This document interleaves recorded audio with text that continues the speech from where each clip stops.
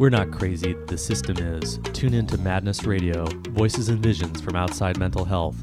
Wednesdays, 6 to 7 p.m. Eastern Time on Pacifica affiliate WXOJLP-FM 103.3 Valley Free Radio.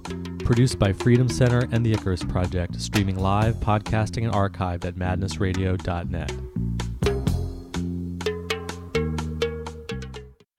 Thanks a lot for tuning in to Madness Radio. This is your host, Will Hall. And today on Madness Radio, we are talking about the personal experiences of John Rice, who is a DJ who lives in Phenix City, Alabama, and he had a terrible experience in the psychiatric system and was able to get out of that and turn his life around through the power of music and becoming a DJ. And we're going to be talking about his experiences today. So we have John on the line. John, thanks a lot for joining us on the show. I'm glad to be on the show, Will. I appreciate you asking me. Now, I'm not a radio DJ. I run a mobile sound system. Yeah, what is it called? Blue Beat Productions now, or no? Blue Beat sound system. Oh, okay. Yeah. And I guess there's a lot of different things to talk about. The whole aspect of music and madness, or music and recovery, is really interesting. And maybe we can just start with you had mentioned, we were talking just a little bit moment ago about your own upbringing in the South during the time of the Civil Rights Movement and how that kind of influenced you. Do you want us to get us started with that? And then we had talked about how often people like you and I and others who get into the system have difficulty fitting in or adjusting. And so maybe just tell us about what was it like growing up in the South during the time of the Civil Rights Movement. Well, I was born in Montgomery. My father was a Methodist minister, and he was third in his family to be in the ministry, and there was a very strong liberal tradition running through my father's family, a view of religion that is really the antithesis of what a lot of religion today seems to put forth. And my father was a very young, father and Methodist minister at a small church in Montgomery, and another minister in downtown at Dexter Avenue Baptist Church was a very young Dr. Martin Luther King. And so my father was right there when Rosa Parks, was in Montgomery when she refused to get up, and of course that was pretty much the spark that started a movement that my father always said wasn't limited to race, and certainly Dr. King felt that way too. And my father was one of many white ministers in Montgomery who was faced with a choice of possibly putting his family and himself in danger, because the threats were so cruel and so lethal toward people that had anything to do with this integration idea. And so my father was torn between doing what he felt led to do and putting us at risk. And I sort of came out of that with a very strong sense of conviction, but because when I came of age, for some reason, even though I was a shy kid, I wanted to speak my mind, sort of out of pride for what my father stood for. So I was subjected to a great deal of ridicule, when I got into grammar school. What kinds of things were you speaking out of? Just general kids stuff? Well, I tell you, in the South then, and it would astonish you how long this issue, racism is still very prevalent everywhere, but it's not as open now. But in the 60s, I'm telling you, all you had to, it was so ugly.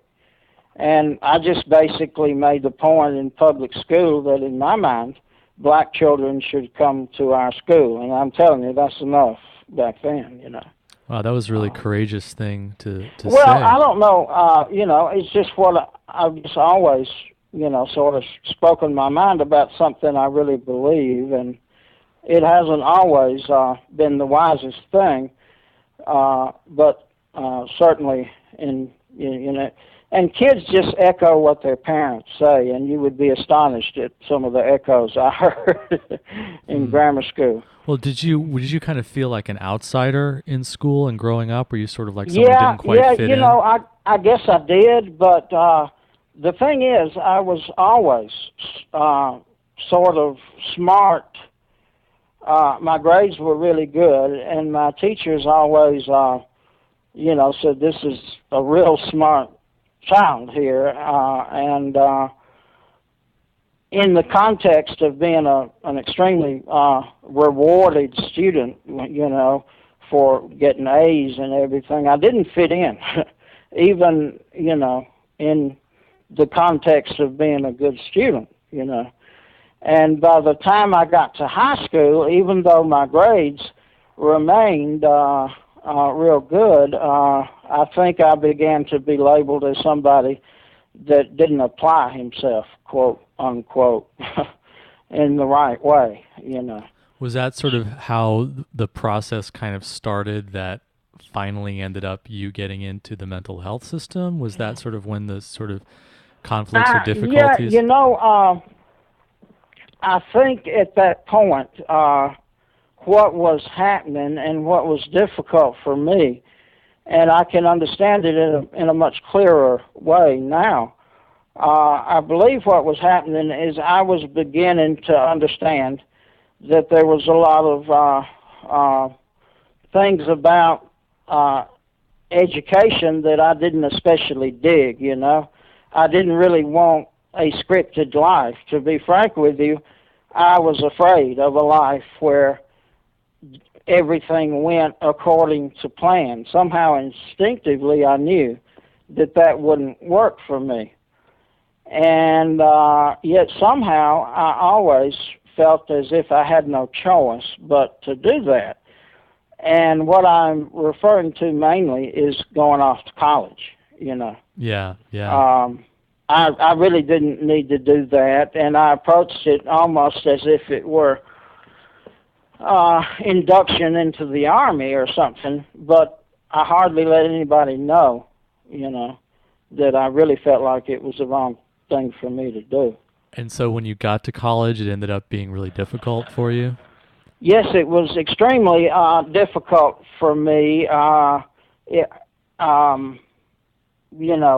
manifested itself in a phenomenal desire to go home, and go to junior college or something. I in no way was I against education per se, and in no way am I now, but it appeared to me that I wasn't being educated in a way that would help me. And I was living in a dorm, and I just didn't fit in. I mean, it was a small school in Montgomery, actually, but, the guys in the dorm and all it wasn't a fraternity, but it was a lot like that, A lot of jocks and sort of... I just really, really reached the point where I really wanted to come home in a way that my parents perceived as abnormal. So you were feeling really isolated and lonely and ostracized from the place that you were. Yeah. And that must have put like an enormous amount of stress and pressure on you. Yeah, and it was at that point that I was told, well, if you're ever going to make anything out of yourself and use this brilliant mind, you need to stick it out, stay the course, And, I've always been really, really stubborn. And I've also always, it was a collision course. I knew I just couldn't, stay in school.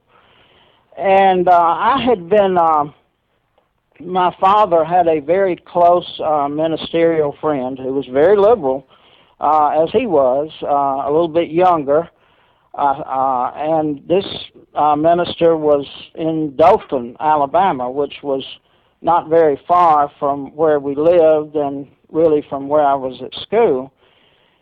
And I had gotten into counseling with this pastoral friend of my father's, and he was had as much counseling training, quote unquote, as ministerial. He was real good, and he thought he was real good, and my father had total faith in him. In fact, he preached my father's funeral. He was that close a friend. And when things just, continued to deteriorate at school, it became apparent that I wasn't going to finish the year. I mean, there just wasn't going to happen. And my father felt like if I took incompletes and finished later, I wouldn't lose the tuition for the second semester. And there again, I knew that I wasn't ever going to be able to do that, so don't ask me exactly how. Mm-hmm. And yet I went along with it, but the stipulation was the college needed some kind of reason to say this kid's taking incompletes. And the pastor in Dothan recommended a very prominent psychiatrist in Birmingham at a Methodist medical facility, or at least a facility partly funded by the Methodist Church. And so I was to be taken up there to this doctor, and they basically told my dad that I'd be there a few days for observation. And I wasn't real drawn to it, but I was also extremely naive about where I was going and what I was getting into. And I remember that day that my father took me up there into Birmingham, and it was when I got there, I really felt that it was just a real big mistake for me to even be there. And I remember one of the nurses said what remains to be one of the most peculiar things ever said to me. She said, "John, don't you understand that if you don't want to stay with us for a while, that means that you need to stay with us?" In other words, that it's normal to want to be, checked into a hospital against your will. You see what I'm saying? Yeah, it's that kind of Orwellian logic that seems to run rampant. And I was horrified. None of my friends, when I got there and realized that it was basically what they call a psych ward, that wasn't anything any red-blooded or American or anybody else would want to do, How long did you end up staying Well, there anyway, her argument worked. Son, you have to stay. I'm sorry. And my father left. And they gave me, I remember it was yellow, and I drank it, and I felt a little better about being there and went to sleep. The next morning, the one thing nobody would tell me is when I would be released. This psychiatrist, understandably, I was very afraid of him when I realized how little he was going to tell me about things. And they did a lot of tests. He said they wanted to make sure the problem was not physical. The other reason he had for me being there was that he needed to see how I adjusted to the medication. And that's almost a direct quote. And so I was, and he said that, when we found out what was troubling me, that's almost another direct quote, and I got used to the medication, we'd think about me going home. That don't sound similar in any way to 2 or 3 days, And anyway, I'm pretty sure I was on Haldol almost immediately. Although in those days you didn't, my parents, felt like this doctor was above reproach, and that was the real problem. He wasn't. And anyway, but I was on Haldol and probably Stelazine right off the bat. And it was like the second or third night there. I mean, I was really horrified. I felt like I was in prison, and in a sense I was, and certainly not, and it was like the third night I was there. They gave me a questionnaire to fill out. And I remember it so clearly. I was sitting up on the hospital bed, and, I'd had all kinds of fears about, if I act this way, they'll keep me here forever. And I knew I was beginning to not be myself, and at all. And the doctor had said, well, he had given me this real vague thing about, sometimes, when tension is released, we do peculiar things, It didn't make any sense at all. It makes even less sense now. But I knew I was real nervous, even beyond the context of where I was. I couldn't sit still. Well, anyway, I'm filling out this form, and I closed my eyes, I guess, for a minute I don't know, maybe ponder what was going on, and I realized they were difficult to open. And at that moment, I began to tighten up all over, and my neck started turning, I think, to the left, and I couldn't turn it back. And it wasn't I know a lot of people think about the movie The Exorcist. It stopped but long before it broke my neck or anything, but it was horrifying to me, and my eyes were tightening. I couldn't open them, so I called the nurse. And, man, it was like they called some kind of code. All these people came in there. They turned on this unbelievably bright light, turned me over, gave me a shot in my rear end, and I didn't know anything till like the next afternoon, and this was like before midnight. And when I awoke the next afternoon, it was almost like waking up in another world. The nurse had a completely different attitude toward me. She said, John, you let me know if you get nervous like that again, because, you had a real rough time last night, I think, you'll do better now. And I asked the doctor, what the hell was that experience, and he gave me that vague thing again. And, of course, I didn't say it quite so bold. I was terrified. And he gave me the vague thing again about, release of tension causes the body to...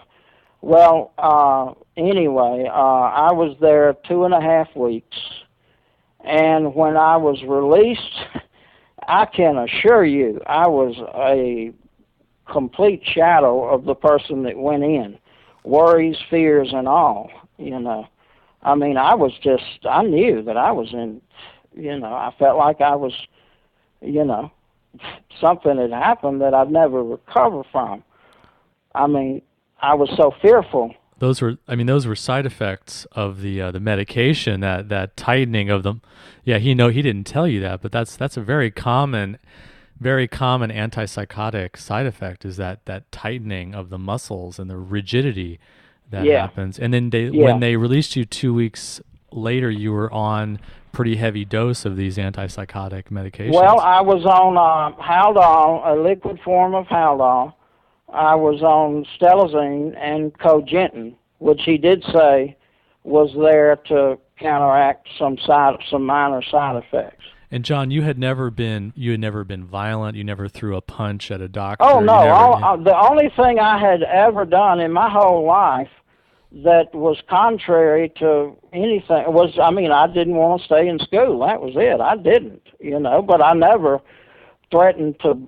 I never got angry or violent about it, Not that it would have been necessarily a justification to put you on those drugs if you had, but that's in no way was I in any way displaying psychotic behavior. I was fearful. I had some neurosis, and I was depressed. But that's not in any way the definition of psychosis. So what happened after you were released then? Well, anyway, he released me and said, I remember thinking then, I guess this is how Nixon saw we were going to get out of Vietnam. It was an honorable time to turn me loose, you know. Right. I mean, it made sense to him, but I was on his planet, not mine. And there again, I wasn't quite so bold about it. I was terrified. I felt like my life was over.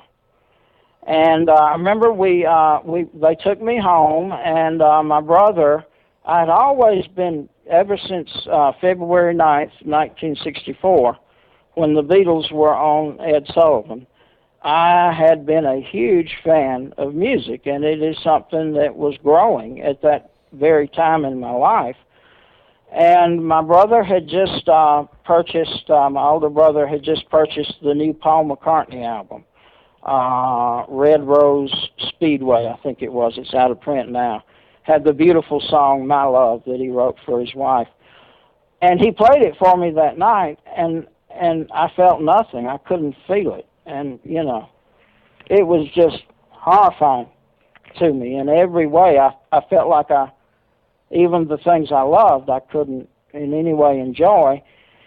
And yet the doctor, when my parents communicated this to him, he said, well, you're just lucky you got him here when you did, because he was just about to, which doesn't make any sense. Wow, yeah, it doesn't make any sense at all. Very deep in my heart, I knew something had been done to me there that needed to be undone, but in no way could I make a case for that at all, because every step I took, everything about me confirmed what this doctor said, and not anything that I said, you know. So did you end up going back to the hospital, or were they kind of watching you? Or I was to go back up to Birmingham, I think every month and a half or so, for a while. He was monitoring my progress. And my father did ask him if maybe the medicine was wrong. Oh, no, that's just in no way John is the problem, not the medicine. And the doctor said that as soon as you can get him employed, that's what he needs to do. He needs to do whatever, any job he can get, even if it's very physical, will give him the kind of confidence he needs to move ahead. This medication has taken care of the things that were in his way. Now he needs to take the initiative. Man, I tell you, all I wanted to do was go to bed. I mean, that's the only time I could be even remotely comfortable, was maybe if I could lay in the bed and say, you know, reflect on, this is my little room and I'm real still and nothing can hurt me at the moment. That's the only way I could have even a remote feeling of peace or confidence, you know. And that's one another big medication side effect of the antipsychotics is people don't realize, maybe you're listening, that making you sleepy and sleeping all the time is a huge thing. I remember when I was on antipsychotics, that's about all I ever wanted to do, was to sleep. But the doctor, of course, said that's the worst thing for him. Right. And the doctor, through the doctor's recommendation, I think the first job I got was on a public works road crew, chopping weeds with a sickle on the side of the road. Wow. And that was one of the most horrible days of my life. And I didn't go back the next day, mainly because I had been threatened, you know, by a couple of my coworkers, you know. And why did they threaten you? Well, I think I played up the threat, because I mean it was just a day in hell, you know. Yeah. Like I had go never. Back, They said, you know, when the boss is here, we're gonna work, but when he's gone, you're the only one that's gonna work. They sensed my vulnerability, you know. Oh, wow, that's heavy. Well, not to be undone, the next job I got was at the mill, sweeping the floor at a textile mill. 7 days a week, you go in at 7 o'clock in the morning, and they decide when you get off. And my parents, again, through their belief that I needed to get outside myself, I was told that that would be, quote, good for me, unquote, best thing in the world, you know. And when did you start sort of coming out of this period? When did you start questioning or going off the medication, and how long, and what was kind of the turning point for you? Well, here's the deal. That second job they fired me from, after a week, they said he's just too slow, which they were saying. That was a normal view of how I moved. But anyway, we kept going to Birmingham. I must have gone to 4 or 5 of those follow-up appointments. And, of course, every time my parents would feel compelled to say that he wants to sleep, and this job didn't work out, and that job didn't work out. And the doctor became increasingly hostile toward me. He would talk to them, you know, without me there, and then he would talk to me. And, you know, he about halfway through those follow-up visits, he said, you know what you're going to leave me with? One option, John. And he would be talking to me in a very authoritarian way. He said, you're going to leave me with one option, to put you back in this hospital and give you shock treatments. And believe me, you don't want it, you know. And it was all about, you know, and it really fell into the notion of me being lazy and not applying myself that I'd already kind of gotten. And my family just completely bought into that, you know, and the doctor was confirming it. And then something very curious, a wonderful coincidence. My mother, who was very upset by all of this, but again, believed the doctor was, you know, I mean, she had no reason not to. And she said, well, told my dad, she said, you know, if he's going to have shock treatments, we don't need to drive him to Birmingham to get them. You know, there's a hospital here. And, you know, I'm in Phenix City, Alabama right now, but Columbus, Georgia is just across the river. And so there was a clinic here that had psychiatrists, and I was, Dr. Stevens in Birmingham said that I could come to Columbus, that I would just transfer my records. So I go to the clinic in Columbus, and the doctor looks over my chart and says, well, you're going to probably need the shock treatments. Son, I just hate to do that. And he said, well, why don't we do this? He said, why don't you stop taking the little liquid. He referred to pills by, he didn't even tell me the names. He said, keep taking the little football pill, which is cogentin, and keep taking the little blue one, which was the stelazine. He said, but we're going to take you off that little juice, and we're going to put you on a little yellow pill, which was Elavil, an old school antidepressant. In other words, Haldol was history. He was going to try me on Elavil and stelazine, which of course is a neuroleptic, but it's not as lethal as Haldol.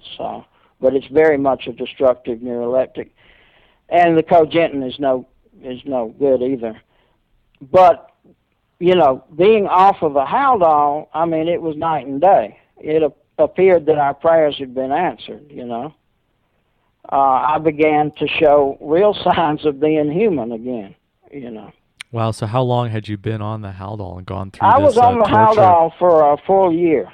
Yeah, which is long enough to you never get over it. I know now. So if people are just tuning in, this is Madness Radio, and we're talking to John Rice, who is a psychiatric survivor, calling us from Phenix City, Alabama. So that really was a dramatic change. You got off the Haldol, and then you started to realize what was kind of going on, and then started to start pulling yourself together.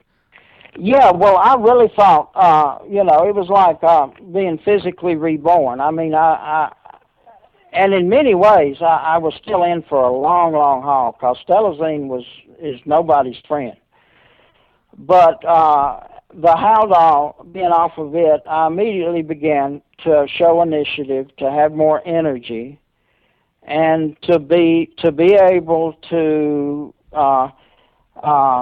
become the person I wanted. I knew I was before, but there were a lot of drawbacks, a lot of things I was going to discover that down the road. But really, on the Haldol itself, I had managed. It was very difficult for me to enjoy music, but I had listened a little bit to the records that Carlos Santana was making beyond his initial impact at Woodstock, and after about 3 or 4 albums, Carlos and the band got kind of tired of just being rock stars, and they began to explore jazz and deeper Latin roots and Coltrane. In fact, one record that I remember having that Christmas, actually some of the recordings were made with Alice Coltrane. And,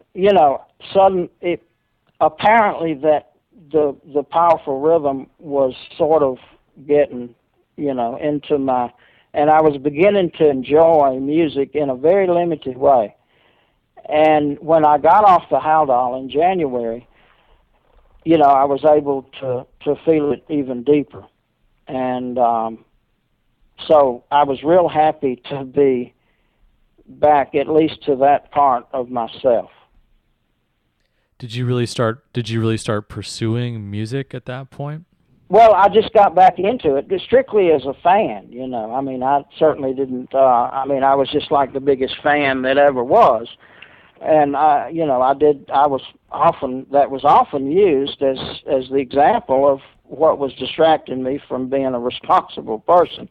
What do you mean? You were collecting lots of records? Yeah, and I was always in high school. I was always told, you worry too much about the Beatles and not enough about your studies. Even though my grades were real high, I was like number 6 in a senior class of 260. So, John, can you try and describe what it is about music that affects you so deeply? You mentioned the rhythm and try and tell us a little bit about that. I mean, a lot of us have that experience, but what is it like for you?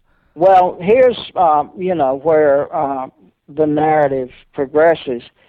As I attempted to go back to school, I really didn't know that I couldn't, and I was going to commute to Auburn University that fall.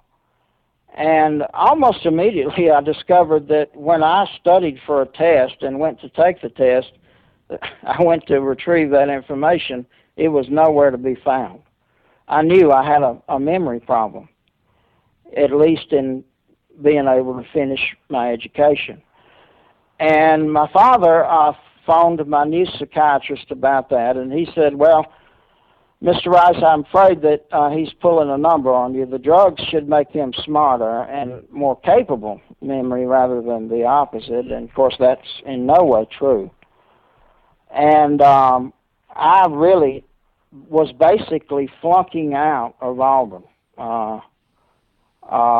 that fall. And another terrible thing happened. My father had a very sudden, massive heart attack and died.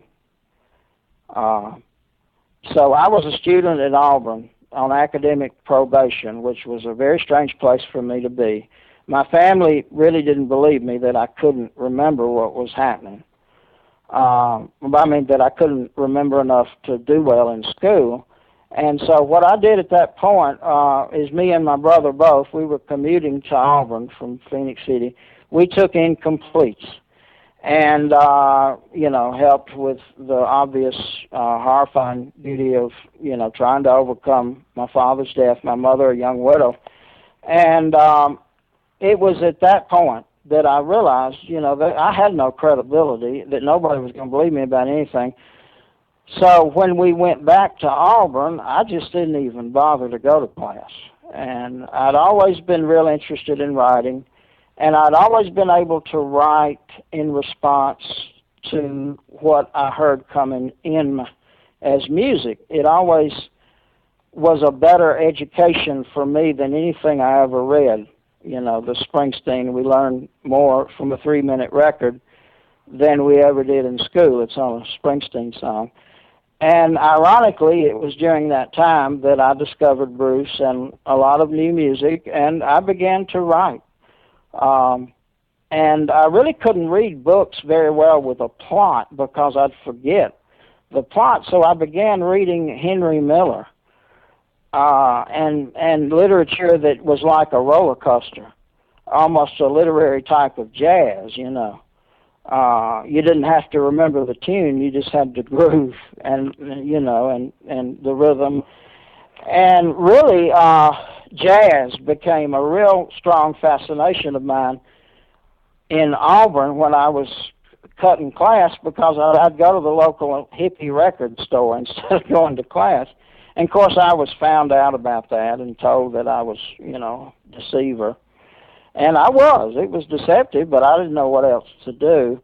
And the jazz really was something that was totally different from anything anybody around me liked or listened to. And so it gave me distance, which I really wanted, you know. And I began to just, you know, build a world inside myself, you know. What were some of the albums and artists well, that were really the prominent? jazz at that time was it. I was really into a lot of things that he was much younger then, as I am now. The German producer Manfred Eicher, he had a label called ECM, and it's still a great independent label in Munich. And he was recording one of a young pianist that had just left Miles' group, Keith Jarrett. And I really started listening to Jarrett, and I listened to his quartet work, which introduced me to Paul Matayan on bass and Charlie Hayden, and it grew from there. But jazz for me then was something that I could cover myself with, and nobody got it, you know. And as the mid-'70s moved on toward the '80s, suddenly there was punk rock. And really, it's very similar to jazz. And but I immediately immersed myself in a lot of the really radical sounds coming out of Great Britain. How is it similar to jazz? Well, because, and I'm sure Manfred Eicher, if he were sitting here, might disagree. I don't know. Maybe he wouldn't. But it's about feeling. And to me, you know, the thing that the Ramones and the Sex Pistols did for rock and roll is, you know, rock and roll is not a complicated form of music, and it can be done with very little else but feeling. And jazz is very complicated, and yet it is rather sterile unless the emotion is very immediate too. That's sort of what improvisation does. So in my mind, you know, it wasn't a conscious thing, but I understand that there, you know, the concept of the feeling being paramount and what people think being irrelevant was certainly consistent.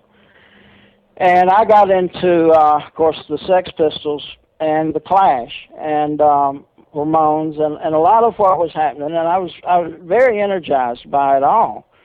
And it was in the December of 1980 when John Lennon was murdered, and the Clash released their third album, Sandinista. And I had been hearing reggae all over punk rock, but when I heard Sandinista, it wasn't just reggae, it was the extended dubs. And it hit something in the accord. You know, it was a rhythm that was different from anything I'd ever heard, and it just had such remarkable power. And at first I thought the Clash had kind of invented dub, but it wasn't very long before I discovered that not to be the case. that there was this very small community of engineers and musicians that were making music that was as powerful as Scripture, and yet completely without words. It was able to move a person spiritually just by the vibrations themselves, there's a mystical quality to it that I still can't explain, and I'd always been able to write in response to music, but this stuff, when I started listening to Jamaican dub, it began to teach me things. I began to become more self-aware than anybody would have ever dreamed, and yet still I was in the dark about medication. I had been on Stelazine, I guess, in 1980, 5 years, and I did get some retail jobs, and that worked out pretty good at first, but I had a tremor that I was very embarrassed about, and nobody understood it. And like a hand-shaking tremor? Yeah, and I was very, very ashamed of it. I almost got phobic about the self-consciousness that would be created by the tremor, and it affected my confidence in work. But privately, I was becoming deeper and deeper involved in this wonderful sound that came from Kingston, Jamaica. And actually, a very important person in that process is the owner of an independent record store in Decatur in Atlanta, and he's still there. He's much older, but I was in there, and I asked him to recommend 2 reggae albums, and this was when I was still sort of reeling from the Clash experience, and he said, you need to check out Original Rockers by Augustus Pablo, and I think you need to check out this new one from Bunny Wailer. And it was an album of a Jamaican pressing it hadn't been released anywhere else. This guy bought records directly from Jamaica. A tribute album to his late friend Bob Marley. And both of the records, they completely changed my life. Pablo, with his remarkably humble and yet powerful dub, and Bunny Wailer, who sang those Marley songs with such conviction that he was able to. 2 songs on that record changed my life. One was a record that he had recorded with his group, the Wailers, before they got with Island, called Soul Rebel. And what that told me is really it sort of connected me back with where I was born, Dr. King. You can be a rebel in your soul, see? And there's great power in that. It's very consistent with the gospel, but it's hardly seen anywhere in practice Christianity very much. I don't see it that much around here. The ability to want to, follow your own path, and your soul, that precious commodity that the born again say you have to give to Jesus, and he saves. If Jesus is involved, it's your possession and his, and it ain't really for anything but the power to be yourself, no matter how much courage it takes.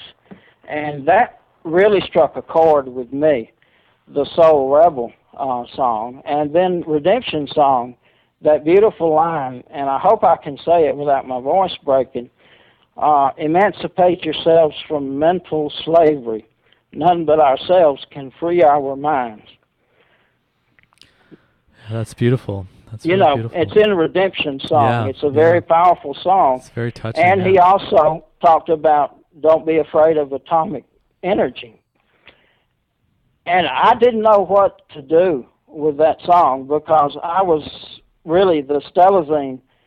I had grown a lot, but I was still very limited and really didn't realize that I was becoming more limited by continuing to be on Stelazine.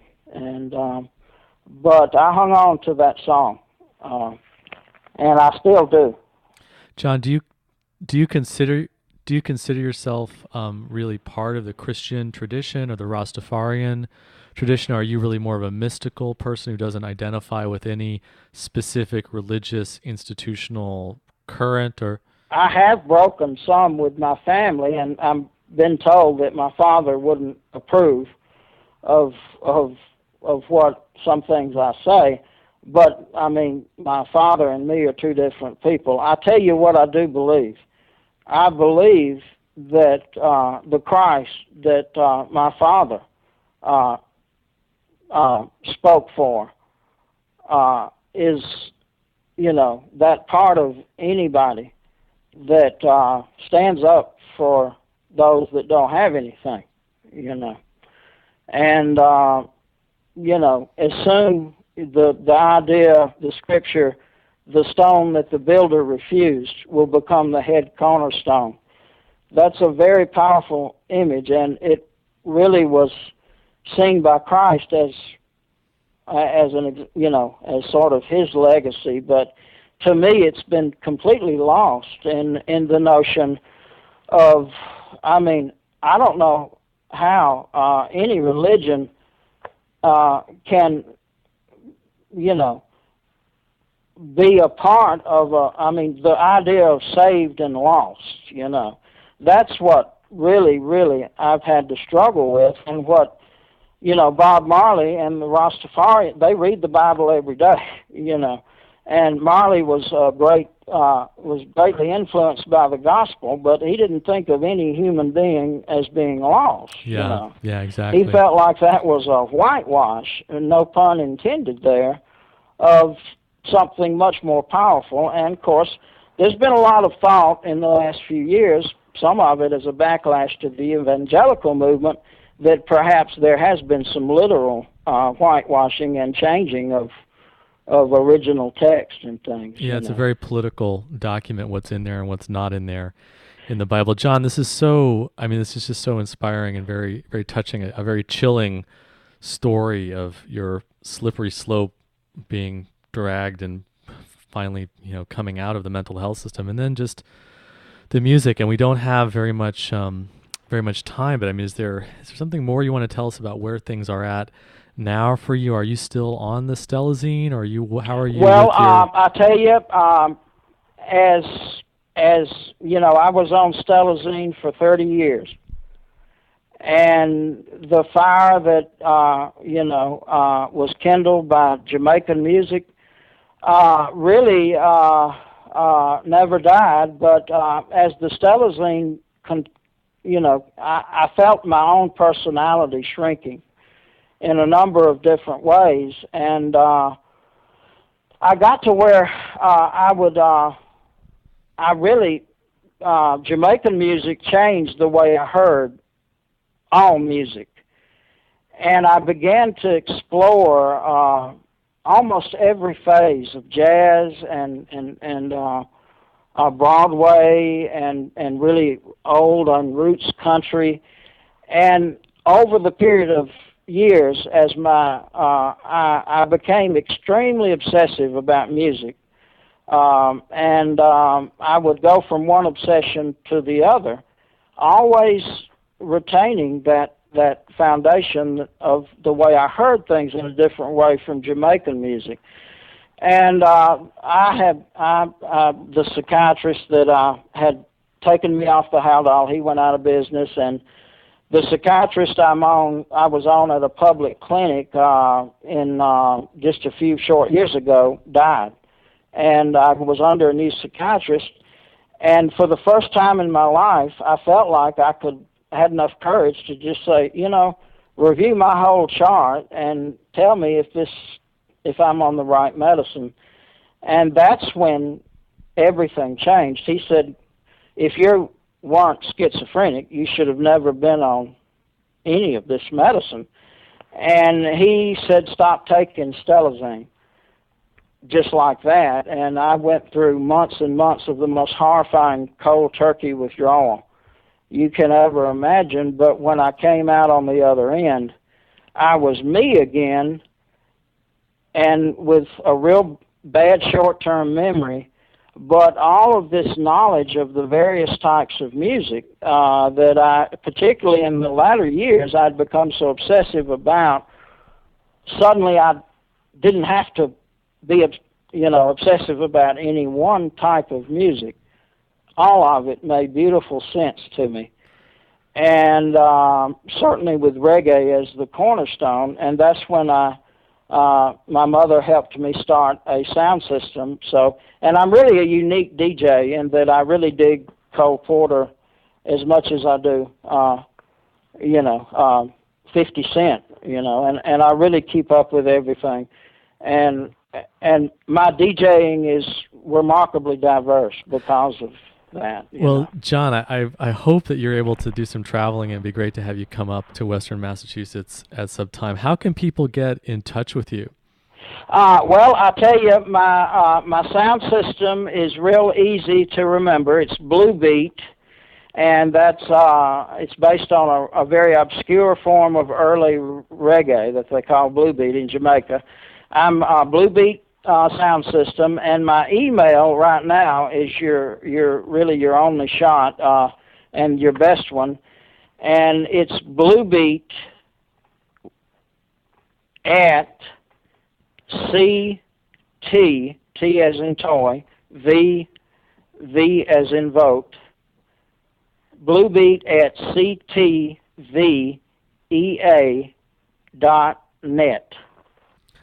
Okay, I'll put it up on the website with the Good, Madness Radio. So, John Rice, thank you so much for joining us today. It's a very inspiring story that you have. I hope to have you back on the show again, and maybe we can get you up to do some DJing up in Western Mass. I'd love to do that. I was telling somebody the other day I can do almost anything but predictable. I don't do predictable very well. All right. Well, thanks a lot for joining us today. Okay. Bye-bye.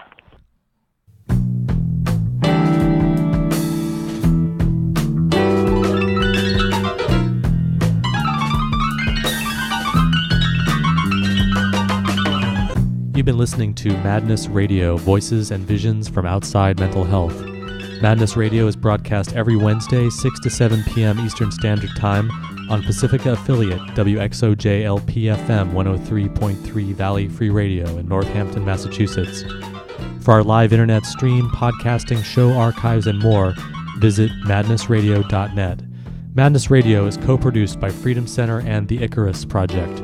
For more information, check out freedom-center.org and theicarusproject.net. For more mental health radio, listen to the News Hour from mindfreedom.org, Wednesdays, 4 p.m. Eastern Standard Time.